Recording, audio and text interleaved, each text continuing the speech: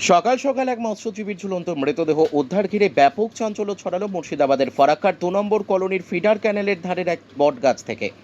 শুক্রবার সকাল সকাল ফারাক্কার ২ নম্বর নিশিন্দা কলোনির ফিডার ক্যানেলের ধারে একটি বটগাছ থেকে এক যুবকের ঝুলন্ত মৃতদেহ উদ্ধার ঘিরে ব্যাপক চাঞ্চল্য ছড়ালো এলাকায়। জানা যায় ওই যুবকের নাম হরি হালদার, বাড়ি ২ নম্বর নিশিন্দরা কলোনি এলাকায়, পেশায় সেই মৎস্যজীবী। প্রতিদিনের মতন গতকাল রাত্রেও ফিডার ক্যানেলে মাছ ধরতে আসবে বলে বাড়ি থেকে বার হয়, কিন্তু সারা রাত পার হয়ে গেলেও ওই যুবক বাড়ি ফেরেনি। হঠাৎ করে সকালে ওই যুবকের ঝুলন্ত মৃতদেহ দেখতে পায় এলাকার মানুষজন। ঘটনার খবর পেয়েই ঘটনাস্থলে পৌঁছায় ফারাক্কা থানার পুলিশ। মৃতদেহ উদ্ধার করে ময়না তদন্তের জন্য জঙ্গিপুর মহকুমা হাসপাতালে পাঠানোর ব্যবস্থা করে। তবে এই যুবকের মৃত্যু আত্মহত্যা না তাকে মেরে ফেলা হয়েছে, পুরো বিষয়টি খতিয়ে দেখছে ফারাক্কা থানার পুলিশ।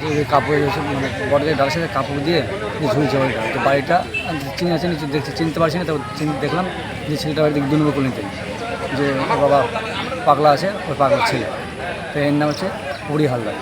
মাছ টাছ ধরতো বাড়ি বাসা দুর্গা মন্দিরের কাছে বাড়ি। দেখে মনে হচ্ছে এখন কী বলবো, সুসাইডের মতন লাগছে দেখে, যে সুসাইড হয়তো করেছে। এসে দেখলাম লাশটা ঝুলছে, তাই চারিদিকে লোকজন সব বট গাছের সামনে কাপড়ে দড়ি ঝোলা আছে।